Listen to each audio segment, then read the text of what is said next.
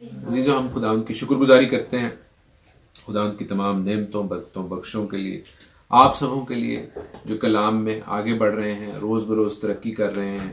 खुदावंद आप सबों को रूहानी तौर पर और दुनियावी तौर पर अपने नाम के जलाल के लिए इस्तेमाल करे, कुव्वत और कसरत से इस्तेमाल करे।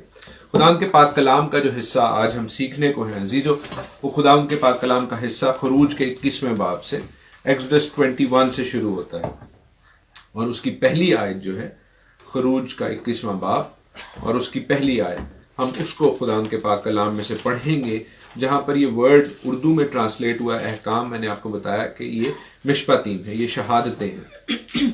सो इस आयत को हम पढ़ते हैं और फिर हम सीखते हैं। खुदावंद के पाक कलाम में यूं लिखा है, वो अहकाम जो तुझे उनको बताने हैं ये हैं। वो अहकाम जो तुझे उनको बताने हैं ये हैं। खुदावंद अपनी कौम के लिए और उसकी कौम में बेशक उस वक़्त बनी इसराइल शामिल थे, लेकिन मेरा ईमान है कि खुदावंद यीशु मसीह के लहू के वसीला से हम भी उस जैतून के दरख्त में पैबंद होते हैं। जैसे पौलुस हमें नए अहदनामे में, नए अहद में, न्यू कवनेंट में, रिन्यूड कवनेंट में, ब्रेथ हदशा में सिखाते हैं रोमियो के 11वें बाब में कि बेशक हम जंगली जैतून हैं, लेकिन खुदावंद यीशु मसीह की सलीब के बाद हमें ये अपॉर्चुनिटी मिलती है, ये मौका मिलता है कि हम खुदावंद की कौम का हिस्सा बने, हम भी शाही कहनों का फिरका बन सके। क्योंकि 20वें बाब में, खुरूज के 20वें बाब में हमने पढ़ा था कि किस तरह खुदावंद अपनी कौम को शाही कहनों का फिरका कहता है, किस तरह अपनी कौम को एक ख़ास ममलिकत कहता है। And we must realise, we must understand कि अगर हम भी वो स्टेटस हासिल करते हैं जो खुदावंद की रूल्स और रेगुलेशंस हैं, खुदावंद के जो कलाम का हिस्सा है अपनी कौम के लिए, वो मेरे और आप पर भी वाजिब है। हम खुदावंद के बेटे बेटियां बनते हैं खुदावंद यीशु मसीह के लहू के वसीला से, और उस नजात याफ्ता ज़िंदगी में आगे बढ़ने के लिए हम अपने आप को, जैसे खुदावंद ने यशवा से कहा, खुदावंद यशवा से कहता है कि मेरी कौम को कह कि ये अपने आप को पाक करें। वो पहले ही उसकी कौम थे, वो पहले ही बाकी दुनिया से अलहदा थे, लेकिन खुदावंद फिर उन्हें पाक करने को, सैंक्टिफाई होने को कहता है। क्यों? इसलिए कि खुदावंद नेक्स्ट उसी वर्स में आगे कहता है, 3रे बाब में, यीशुआ के 3रे बाब में, कि ये अपने आप को पाक करेंगे और मैं अपने मोजज़ात इनको दिखाऊंगा। अजीज़ों, अगर हम मोजज़ात देखना चाहते हैं तो बेशक हम खुदावंद की कौम हैं, हम नजात याफ्ता लोग हैं। हमने इस नजात याफ्ता ज़िंदगी में भी आगे बढ़ना है, और इसको, अपनी पाकीज़गी को हमने किसी रूल या रेगुलेशन की वजह से नहीं फॉलो करना कि हमें कोई मार पड़ेगी या कुछ सैंक्शंस होंगी, बल्कि इसलिए कि खुदावंद के प्यार का जवाब हम भी प्यार से दें। We must reciprocate, we must reply in love, out of love, not because of any sanctions. और यहाँ पर जो लफ्ज़ इस्तेमाल हुआ है कि वो अहकाम जो तुमको बताने हैं, इब्रानी में ये वर्ड है मिशपातीन। मिशपातीन मिशपात से निकला है, शहादत से निकला है, जिसका मतलब है कि गवाही देना, टेस्टमनी देना, विटनेस करना। और ये बड़ा ख़ास वर्ड है इसलिए अजीज़ों कि रेवलेशन की किताब में, मुकाशफा की किताब में ये वर्ड यूज़ होता है खुदावंद के उन बेटे बेटियों के लिए जो खुदावंद यीशु मसीह की गवाही देते हैं, जो खुदावंद यीशु मसीह की गवाही अपनी ज़िंदगी से देते हैं। और वो किस तरह दे सकते हैं, हम मुकाशफा में एक्चुअली इस आयत को पढ़ ही लेते हैं। रेवलेशन में हम जाएंगे, मुकाशफा की किताब नए अहदनामे में से, और उसका 13वां बाब, इनफैक्ट हाँ जी 12वां बाब है, और हम देखते हैं उसकी 17वीं आयत, 17th वर्स। और अजदहा को औरत पर गुस्सा आया और उसकी बाकी औलाद से जो खुदावंद के हुक्मों पर अमल करती है और यीशु की गवाही देने पर कायम है, लड़ने को गया। अजदहा को औरत पर गुस्सा आया और उसकी औलाद से जो खुदा के हुक्मों पर अमल करती है और यीशु की गवाही देने पर कायम है, लड़ने को गया। अजीजों, एंड टाइम्स की बात हो रही है, आखिरी अयाम की बात हो रही है, इब्लीस के हवाले से बात हो रही है। अजदहा, वो पुराना सांप, ड्रैगन जो इब्लीस को कहा गया है, वो किन लोगों से लड़ता है? वो जो खुदा के हुक्मों पर कायम है, वो जो खुदावंद के हुक्मों पर कायम है, और यस्सु की गवाही, यस्सु के मिशपातीन देते हैं अपनी जिंदगी से, क्योंकि वो खुदावंद के अहकाम मानते हैं। और खुदावंद के अहकाम जो है अजीजों, वो यस्सु मसीह की गवाही है। खुदावंद के अहकाम में यस्सुल मसीह नजर आता है। ये वर्ड मिशपातीम जो है, ये इब्रानी वर्ड शपात से या शोफत से निकला है, जिसका मतलब ही जज करना है। इनफैक्ट जो काजियों की किताब है, जिसे जजेस की या कुज़ात की किताब हम कहते हैं, जो जोशुआ के बाद बाइबल मुकद्दस में मौजूद है, कुज़ात की जो किताब है वो शोफतीन की किताब कही जाती है। वो जजमेंट से ही निकली है, जज करने वाले लोग। खुदावंद ने जजेस भेजे इसराइल में, और सबसे बड़ा जज कौन है? यशुआ मसीह, यस्सुल मसीह, जो तमाम लोगों का इंसाफ करने को, तमाम लोगों की अदालत करने को आ रहा है। कुलसियों के खत में, नए अहदनामे में, न्यू टेस्टामेंट में, कोलोसियंस में लिखा है कि खुदावंद ने अदालत का सारा काम जो है वो बेटे के सुपुर्द किया है। बेटा अदालत करेगा, यीशु मसीह अदालत करेगा, यहोशुआ मसीह अदालत करेगा। और वो अदालत किन उसूलों पर करेगा? वो अपने बाप के उसूलों पर, बाप के आयन के मुताबिक करेगा, बाप के तरीकाकार के मुताबिक करेगा, बाप के आयन और अहकाम, जजमेंट्स, मिशपातीन, मित्सवत, कमांडमेंट्स, अहकाम के मुताबिक करेगा। और जैसे मैंने आपको बताया अजीजों, ये मुख्तलिफ अल्फाज हैं। मिशपातीन आर जजमेंट्स, शहादतें। खुकात एक लफ्ज है जिसको आयन कहा जाता है।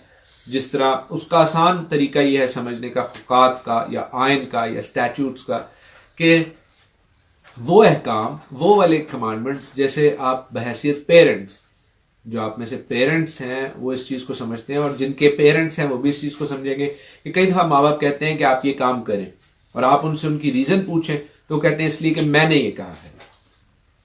खुदावंद भी हमारा बाप है, और कई वो अहकाम हमें ऐसे देते हैं, कई बातें वो हमसे ऐसी करते हैं जिनका हमें शायद अपनी कम नॉलेज के मुताबिक इल्म नहीं है कि क्या उसके असरात, क्या उसकी इम्पैक्ट हो सकती है हमारी जिंदगी में और औरों की जिंदगी में। सो वी मस्ट रियलाइज, हमें इस चीज का इदराक होना चाहिए कि एक अच्छे बच्चे की तरह हमें अपने पेरेंट्स के जिस तरह अहकाम या बातें माननी चाहिए, इसी तरह हमें खुदावंद के आयन और अहकाम को भी मानने की जरूरत है, ताकि हम उसकी बादशाही में उसके मुताबिक जो है वो चलने वाले हों। बेशक वो रहीम और गफूर है, बेशक वो प्यार से भरा हुआ बाप है, बेशक वो most gracious and most merciful है, लेकिन अजीजों, हमने उसकी मर्सी को, हमने उसकी ग्रेस को, उसके फजल को लाइसेंस टू सिन नहीं बनाना, गुनाह करने का बहाना नहीं बनाना कि हम गुनाह कर लेंगे तो वो तो हमें माफ कर ही देगा। अजीजों, खुदावंद हमारी जेब में पड़ी हुई कोई चिराग का जिन नहीं है कि जब जरूरत हो तो उसको इस्तेमाल कर ले, वगरना वो हमारी जिंदगियों का हिस्सा नहीं है। We must be serious about this is not a joke. हमने इस चीज को सीखना और समझना है कि खुदावंद वो खुदा है जो आसमानों के आसमान में समा नहीं सकता, और अगर उसने हमें ये अपॉर्चुनिटी दी है, उसने हमें ये फजल देकर, यीशु मसीह की सलीब के वसीला से ये फजल देकर, उसके लहू के वसीला से ये फजल देकर ये अपॉर्चुनिटी और ये मौका फराहम किया है, then we must not take undue advantage of this. हम अपनी किसी ख्वाहिश, इरादे या अमल से या काम से बेशक निजात हासिल नहीं करते। मैं वाजे कर दूं, मैं क्लियर कर दूं, फिर दोबारा दोहरा देता हूं कि हम अपने किसी अमल, काम या फरमाबरदारी का कह के खुदावंद से निजात हासिल नहीं कर सकते, लेकिन उसकी निजात को पाने के बाद तो उसकी मोहब्बत में, उसके प्यार में, उसकी कदर में, उसकी इज्जत में, उसकी तकरीम में, उसकी रिस्पेक्ट करते हुए उसके आयन और अहकाम को मानने की कोशिश कर सकते हैं। और अभी भी अजीजों, मैं फिर दोबारा दोहरा दूं कि हम कोशिश करते हैं। शायद हम पूरे तौर पर उसके आयन और अहकाम को नहीं मान सकते, लेकिन अगर कोई बागी हो जाए, अगर कोई आयन और अहकाम के हवाले से बागियाना, रिबेलियस रवैया अख्तियार करे कि सानू मनने की लोड़ है, असी तो निजात याफ्ता, तो अजीजों ये एटीट्यूड, ये तरीका कार बिल्कुल गलत है। This is incorrect. हमने उसकी ग्रेस को, उसकी फजल को मजाक नहीं बनाना है।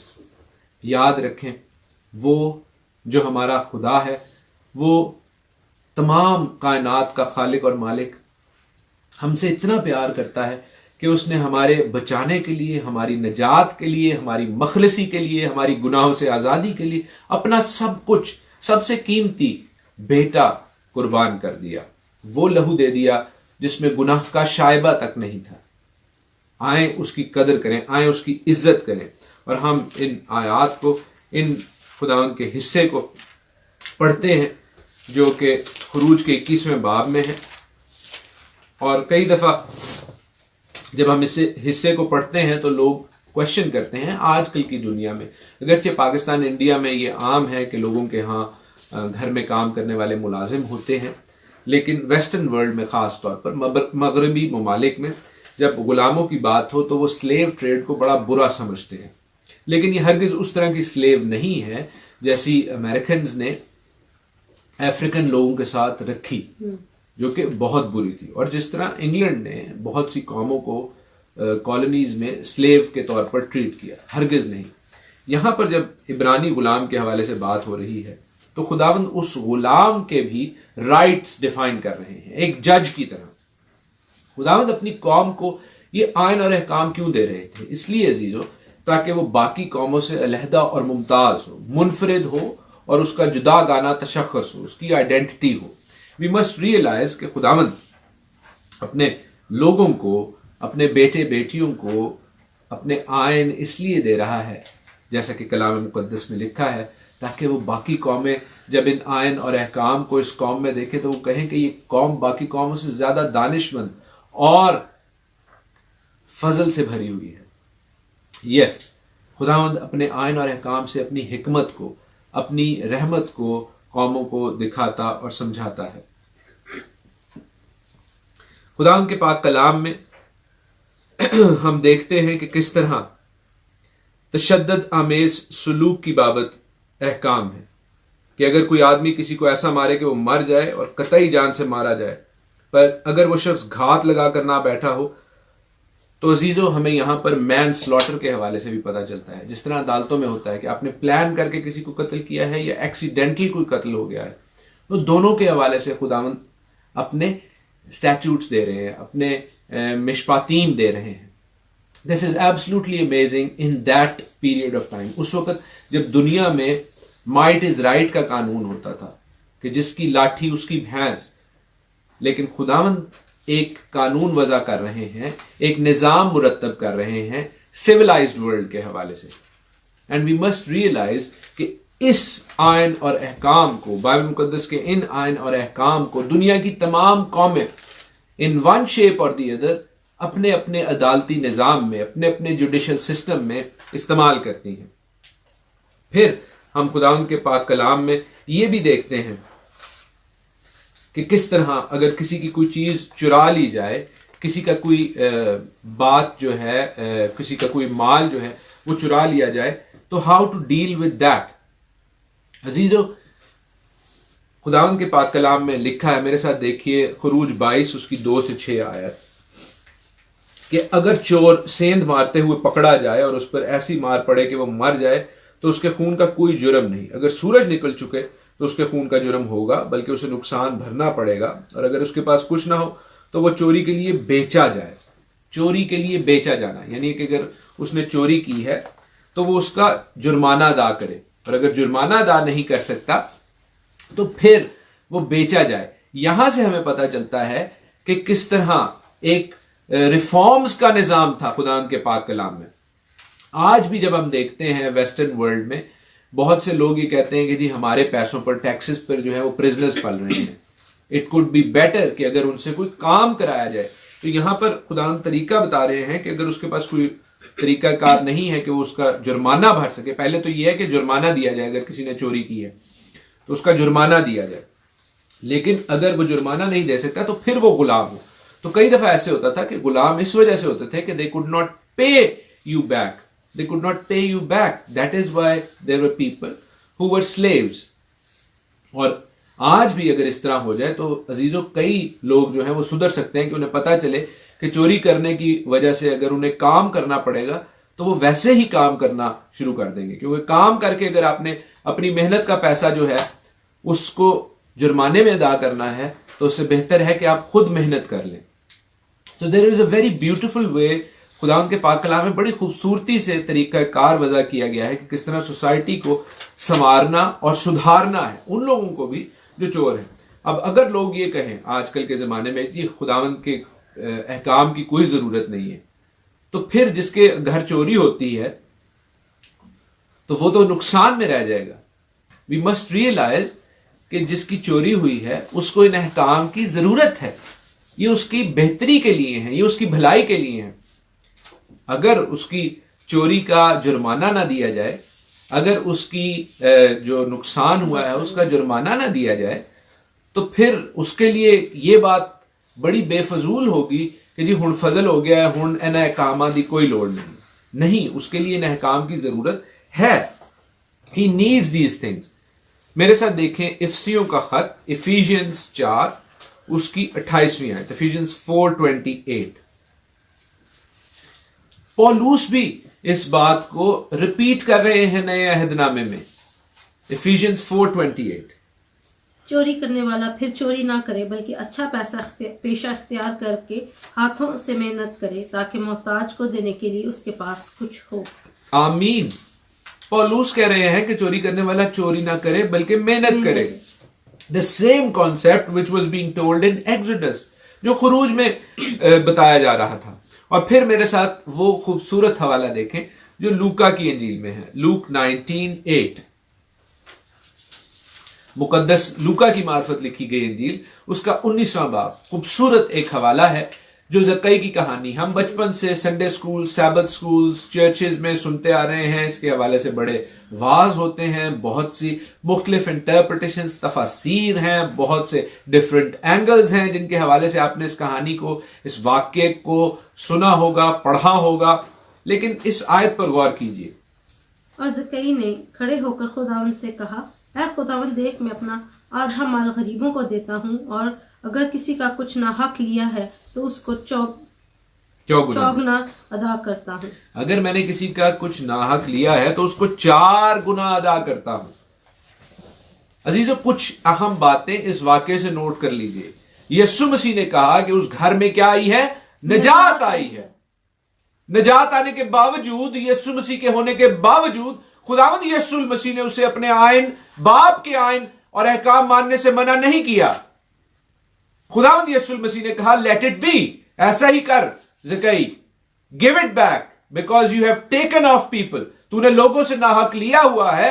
कलाम मुकद्दस के मुताबिक, कलाम मुकद्दस कहता है 4 गुना वापस किया जाए, सो शुड यू, वापस करो इसको। खुदावंद यीशु मसीह ने नहीं कहा कि बस हुण निजात आ गई है तो हुण रहन दो, बस कोई गल नहीं, मैं आ गया, फजल हो गया। नो, उसने अपने बाप के आइन और अहकाम को ज़क्कई के दिल में डाला, और ज़क्कई ने आउट ऑफ लव खुदावंद के आइन और अहकाम के मुताबिक कहा कि मैं वापस करूंगा, क्योंकि वो महसूल लेने वालों का सरदार था। महसूल लेने वाले कौन थे? टैक्स लेने वाले कौन थे? वो इन्हीं इसराइलियों में से थे। रोमन जो उनके मालिक थे, रोम का कब्जा था इसराइल पर खुदावंद यीशु मसीह की पैदाइश के टाइम पे। याद रखें कि रोमन्स ने इन महसूल लेने वालों को मुकर्रर किया हुआ था जो कि टैक्स लेते थे, और वो इतना टैक्स लेते थे कि रोमियों को भी दें और अपनी जेब भी भरें। इस वजह, और ये जो टैक्स कलेक्टर्स का सरदार था ज़क्कई, ये टैक्स कलेक्टर से भी लेता था और लोगों से भी लेता था और रोमियों को भी देता था। तो सो ही वाज मल्टी लेयर्ड पे वो लोगों से नाहक लेता था। लेकिन जब निजात आ गई, जब यीशु मसीह उसके घर में, उसकी जिंदगी में आ गया, तो उसने खुदावंद के आइन और अहकाम को पूरा किया। ना कि उसने कहा कि हुण फजल हो गया, बस ठीक है, जो हो गया हो गया। नहीं अजीजों, फजल का मतलब हरगिज ये नहीं है, यीशु मसीह के आने का मतलब हरगिज ये नहीं है, निजात के आने का मतलब हरगिज ये नहीं है कि हम बाप के आइन और अहकाम को झुटला दें, उनको बंद करके, फिनिश करके कह दें कि no, that is not required. No, that is not the case sir. हमें आउट ऑफ लव, प्यार में, मोहब्बत में खुदावंद अपने आसमानी बाप के आइन और अहकाम को मानना है, उसकी शहादतों को, उसकी विटनेस को, उसकी गवाही को अपनी जिंदगी में रखना है, ताकि लोग हमारी जिंदगियों से जाने कि यीशु मसीह इस घर में आया है, इस जिंदगी में आया है, निजात इस जिंदगी में आई है। फजल यहां पर हुआ है, अजीजो फजल यहां पर हुआ है, ताकि हम वो लोग हों जिनकी जिंदगियों को देखकर लोग कहने वाले हों कि बेशक खुदावंद का फजल यहां पर हुआ है, बेशक खुदावंद की निजात यहां पर आई है। उसके बाद ज़कई की जिंदगी बदल गई। उसके बाद जो ज़कई से मिलते थे वो लोग खुदावंद की शहादतों को, खुदावंद के आयन और अहकाम को उसकी जिंदगी से देखते थे। अजीजों, क्या हमारी जिंदगियों से खुदावंद यीशु मसीह का फजल और खुदा बाप के आयन और अहकाम और शहादतें नजर आती हैं? अगर नहीं तो हमें ऐसा करने की जरूरत है। इस कलाम के हिस्से में और बहुत से खूबसूरत सेक्शंस हैं। खास बात जिसको अक्सर लोग जो हैं वो गलत तौर पर लेते हैं, जैसे लिखा है कि अगर नुकसान हो जाए तो जान के बदले जान, और आंख के बदले आंख, और दांत के बदले दांत, और हाथ के बदले हाथ। इसका यह मतलब हरगिज नहीं है कि अगर किसी से गलती से किसी की आंख पे उंगली लग जाए और आप जाकर फिर उस हथौड़ी लेके उस दूसरे बंदे की आंख जो है वो निकाल दें। नहीं, this is just being said, it is a way of talking, एक एक्सप्रेशन है कि फेयरनेस के साथ जो है वो फैसला किया जाए, एक जैसा फैसला किया जाए। ये नहीं कि अगर किसी का नुकसान हुआ है 10 लाख का और आप उसे कहें कि मैं आपको 10 रुपए देता रहूंगा हर 2 महीने बाद, तो ये फेयर नहीं है। ये आंख के बदले आंख, लाइक टू लाइक जो है वो फैसला नहीं है। जजेस के हवाले से बताया जा रहा है कि you should have fair judgement, fair judgement करो, क्योंकि खुदावंद जब आएगा तो वो फेयर जजमेंट करेगा। He will not have unfair judgements, he will not have unfair judgements. हम खुदावंद के पाक कलाम में से एक और खूबसूरत बात देखते हैं, एक्सोडस 23 में। और ये तमाम जो हिस्से हैं अजीजों, इस कलाम के जो हिस्से हैं, वी मस्ट रियलाइज कि ये इन जजमेंट से, इन मिशपातीम से भरे हुए हैं जो खुदावंद को हमारी जिंदगी में मौका देते हैं कि हम उनसे खुदावंद को, खुदावंद की विटनेस को, खुदावंद की टेस्टिमनी को और लोगों को दिखाएं और समझाएं। हम एक्सोडस 23 में से देखते हैं उसकी 10वीं और 11वीं आयत। और 6 बरस तक तू अपनी जमीन में बोना और उसका गल्ला जमा करना, पर 7वें बरस तो उसे यूं ही छोड़ देना कि पड़ी रहे, ताकि तेरी कौम के मस्कीन उसे खाएं और जो उससे बचे उसे जंगल के जानवर चर ले। अपने अंगूर और जैतून के बाग से भी ऐसा ही करना, अपने अंगूर और जैतून के बाग से भी ऐसा ही करना। 6 बरस तक जमीन को बोना, 6 years you shall labor in your land। ज़राअत के हवाले से भी खुदावंद ने आयन और अहकाम दिए। 7वां साल क्यों? क्योंकि 7वां साल सबैटिकल ईयर है, जमीन को भी आराम करने दो। ना सिर्फ तुम आराम करो बल्कि जमीन भी आराम करे। और 6ठे साल में इतना होगा कि तुम्हें 7वें साल में काम करने की जरूरत नहीं पड़ेगी। ईमान का कदम, this is not out of any other thing. ये कोई आपने अमल नहीं करना है कोई खास किस्म का, ये खुदावंद पर यकीन रखना है, भरोसा रखना है। याद रखिए कि ईमान ही वो वाहिद जरिया है जिसके वसीले से आप खुदावंद के फजल को, खुदावंद की ब्लेसिंग्स को, बरकत को हासिल करते हैं। लेकिन ईमान के साथ ईमान का कदम भी उठाना पड़ता है, और ईमान का कदम यह था कि 7वें साल आप उस जमीन में ना बोएं। याद रखें कि बनी यहूदा की, इसराइल की जो असीरी होती है, वो जो कैद में जाते हैं, वो इसीलिए था क्योंकि उन्होंने सब्बत को, खुदावंद के सब्बत को, उस सब्बत के साल को भी बनाने से इनकार किया। उन्होंने कहा कि नहीं, अगर हम नहीं बोएंगे तो हमारे पास नहीं आएगा। They did not have faith. ईमान की कमी की वजह से उनके साथ ऐसा हुआ। कहीं हमारी जिंदगी में तो ऐसा नहीं कि हम ईमान की कमी की वजह से खुदावंद की बातें मानने से, खुदावंद के कलाम को मानने से हिचकिचाते हैं। अजीजो, we must think long and hard about this. और याद रखें कि खुदावंद ये कह रहे हैं कि वो जंगल के जानवरों के हवाले से कह रहे हैं, वो परिंदों के हवाले से कह रहे हैं। खुदावंद, हमारा खुदा कैसा महान है और कैसा कंसिडरेट है। We must realise this folks. याद रखें कि खुदावंद जो है वो हमें प्यार करते हैं, लेकिन वो सबसे एक छोटे परिंदे की जानिब भी ख्याल कर रहे हैं कि उसका भी ध्यान कर रहे हैं। कैसा ही खूबसूरत हमारा खुदा है, कैसा ही प्यार से भरा हुआ हमारा रब है, जिसे परिंदों की भी फिक्र है। खुदावंद यीशु मसीह भी इस थॉट को हमें फिर लूका की इंजील में रिपीट करते हुए दिखाई देते हैं, जब वो कहते हैं कि तुम फिक्र ना करो क्योंकि तुम्हारे बाप को उन चिड़ियों की भी फिक्र है जो पैसे की 2 बिकती हैं, तो तुम्हारी फिक्र उसे किस कदर ज्यादा होगी। अजीजों, अगर हमारी जिंदगियों में इस वक्त कोई ऐसी फिक्र, ऐसी कोई परेशानी, ऐसी कोई दुविधा मौजूद है, और हर किसी इंसान की जिंदगी में मौजूद होती है, तो वी मस्ट रियलाइज कि हमारे आसमानी बाप को उन प्रॉब्लम्स का, उन परेशानियों का पहले से इल्म है। We must give God the chance to sort these out. हमें खुदावंद अपने आसमानी बाप को मौका देना है, उसकी पाक रूह को यह मौका देना है कि वो इन प्रॉब्लम्स को सॉर्ट आउट करें, ताकि जब हम इन प्रॉब्लम्स को खुदावंद के हाथ में दें तो खुदावंद अपनी मर्जी से अपनी गवाही आपकी जिंदगियों में, हमारी जिंदगियों में पैदा करे और खुदावंद के नाम को जलाल मिले। 23वें बाब में, 24वें बाब में और बहुत खूबसूरत बातें लिखी हुई हैं, खास तौर पर खुदावंद की ईदों के हवाले से। खुदावंद की जो डिवाइन अपॉइंटमेंट्स हैं, ये कोई नए कपड़े और नए खानों की अपॉइंटमेंट्स नहीं हैं ईदें। खुदावंद की ईदें खुदावंद की डिवाइन अपॉइंटमेंट्स हैं, वो खास स्पेशल अपॉइंटेड टाइम्स जो खुदावंद ने ठहराए हैं, और खुदावंद उन ईदों के हवाले से फिर याद कराते हैं। खुदावंद याद कराते हैं कि you must have those feast times. Why? Because I have said so, because God has said so. खुदावंद के पाक कलाम के हवाले से इसी सेक्शन में से एक हमारी बहन है जो खुदावंद के कलाम को पढ़ती हैं, सीखती हैं, समझती हैं।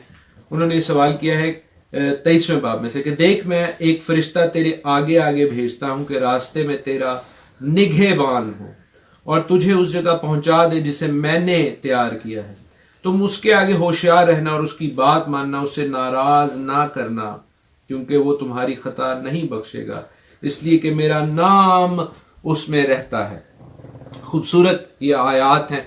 और अजीजों, हम इस फरिश्ते को, इस मैसेंजर को, मलख इब्रानी में इसको कहते हैं फरिश्ते को, और मलख का मतलब फरिश्ता सिर्फ नहीं होता, मलख का मतलब होता है मैसेंजर, खुदावंद का मैसेंजर। और यही वर्ड्स इस्तेमाल हुए हैं उस फरिश्ते के लिए भी जो कि यशुआ को नजर आया, जो कि उस लश्कर का सरदार होकर आया था। और उस फरिश्ता ने, उस मैसेंजर ने कहा कि अपने पांव से जूती उतार, क्योंकि जिस जगह तू खड़ा है वो पाक है। याद रखें कि यही अल्फाज खुदावंद खुदा ने जब वो जलती झाड़ी में आया था तो उसने मूसा से कहे थे कि अपने पांव से जूती उतार, क्योंकि जिस जगह तू खड़ा है वो पाक है। और अगर फरिश्ते होते हैं, नॉर्मली फरिश्ते, जिस तरह यूहन्ना फरिश्तों को सिजदा कर रहा है रेविलेशन में, मुकाशफा में, तो फरिश्तों ने कहा नहीं, मुझे सिजदा ना कर, मैं भी तेरा हम खिदमत हूं। लेकिन उस फरिश्ता को, उस मैसेंजर को, उस मलक को जब यशुआ ने सिजदा किया तो यशुआ को उसने सिजदा करने दिया। He was not just a mere angel, he was the lord of lords, king of kings, यहोशुआ मशीह, यीशु मसीह नासरी था। और हम उसके हवाले से खुदावंद के पाक कलाम में देखते हैं क्यों एक खास जो उसमें बात लिखी है, इसलिए कि मेरा नाम उसमें है। और ये नाम उसमें रहना हम कलाम ही में से देखेंगे कि किसमें खुदा है, किसमें खुदा है। मेरे साथ देखें कुलसियों का खत, कोलोसियंस। बहुत अच्छा सवाल किया है और उस हवाले से खुदावंद ने यह आयात भी रखी है। खुदावंद का कलाम ही जो है वो खुदावंद के कलाम की गवाही देता है और तफसीर करता है। कोलोसियंस 2:9, क्योंकि अलूहियत की सारी मामूरी उसी में मुजस्सम होकर सकूनत करती है। हालेलुया। अलूहियत की सारी मामूरी उसमें है। गॉड हेड की सारी मामूरी फुलनेस जो है वो किस में है? खुदावंद यीशु मसीह में है, यहोशुआ मशीह में है। खुदावंद का नाम उसमें है, खुदावंद का नाम उसमें है। खुदावंद जो इसराइल के लश्कर का हरावल और चंडावल होकर, कमांडर इन चीफ होकर आया, वो मैसेंजर जो कि यीशुआ को आके मुलाकात करता है और उसे सिजदा करने देता है, अजीजों, वो मेरी और आपकी जिंदगी में भी हरावल और चंडावल हो सकता है, बशर्ते कि हम उसे अपनी जिंदगी में काम करने का मौका दें, हम उसे अपनी जिंदगी में आने दें। वो फरिश्ता, वो मैसेंजर, वो मलैख, वो खुदावंदों का खुदावंद यहोशुआ मसीह यीशु अल मसीह बेशक हम सबों के लिए बरकत का बायस है। उसके आगे होशियार रहना है, उसे नाराज नहीं करना। ज़बूर की किताब में लिखा है, बेटे को चूमो मुबादा वो गुस्से में आए और तुम्हें हलाक करे। तो ये यशुआ मसीह के लिए, होशुआ के लिए अल्फाज इस्तेमाल हो रहे हैं। लिखा है कि अगर तू सचमुच उसकी बात माने जो मैं कहता हूं, वो सब करे, तो मैं तेरे दुश्मनों का दुश्मन और तेरे मुखालिफों का मुखालिफ हूं। इसलिए कि मेरा फरिश्ता तेरे आगे आगे चलेगा और तुझे अमूरियों और हित्तियों और फर्जियों और कनानियों और हवियों और यबूसियों में पहुंचा देगा और मैं उनको हलाक कर डालूंगा। हम भी अपनी तमाम मुश्किलात पर, हवियों, फर्जियों और कनानियों पर उसी वक्त फतह पाते हैं जब यीशु मसीह, खुदा का खास मैसेंजर, खुदा का बेटा, जिसमें सारी अलहुयत मुजस्सम होती है, फुलनेस ऑफ गॉड हेड आती है, जिसमें खुदा का नाम है, हालेलुया। और यशुआ में खुदा का नाम है, Yahweh is my salvation. Yehoshua का मतलब है याहवे इज माय यशुआ, खुदावंद मेरी नजात हुआ। और हम ज़बूर 118 में पढ़ते भी हैं, हालेलुया। ज़बूर 118 में लिखा है कि खुदावंद मेरी कुव्वत और मेरा गीत है, वही मेरी नजात हुआ। सादकों के खैमों में शादमानी और नजात की रागनी है। खुदावंद का दहना हाथ दिलावरी करता है। ये खुदावंद का दहना हाथ था, ये मैसेंजर जो इस्राएल के आगे आगे चलता था, जो मेरे और आपके आगे आगे भी चलता है। आए बेटे को चूमें ताकि हम फतहमंदी और खुदावंद की जलाल को, खुदावंद के फजल को अपनी जिंदगियों से दिखाने वाले हों। खुदावंद आप सबों को बहुत बरकत बख्शे, आमीन। हम खुदावंद के पाक कलाम में से ज़बूर 81 साम 81 गाएंगे। खूबसूरत ये ज़बूर है।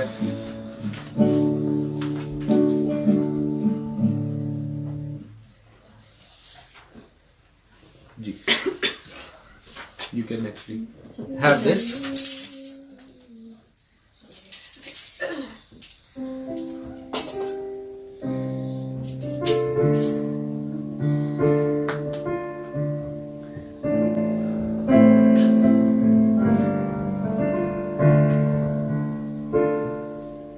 सुने मेरी उम्मत में दसांगा चाहे, तू इस्राएल मेरी गल सुनेगा ना।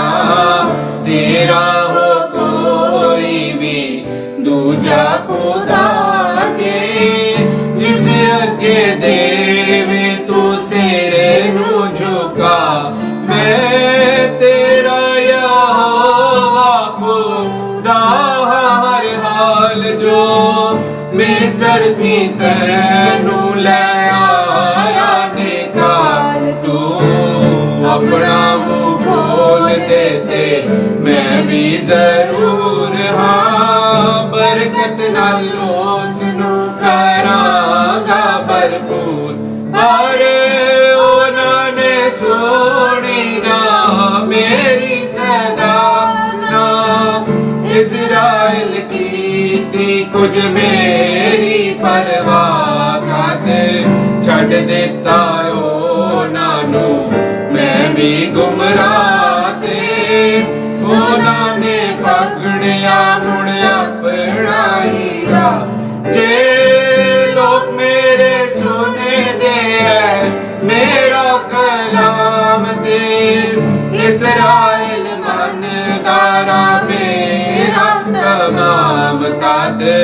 बैरी सब यो ना दे करदा मगलूब दे, हाथ अपना फेरदा मैं ओ ना ते खूब। जो वह रखदा दिल विच यहोवा दे नाल ना, रहेगा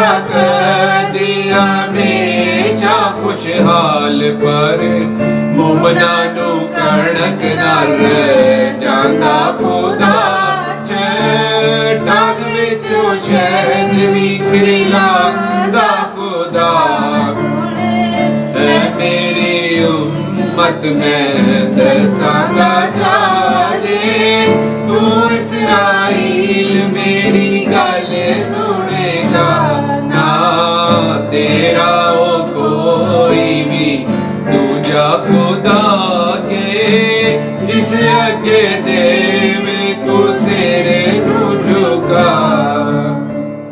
हालेलुया हालेलुया।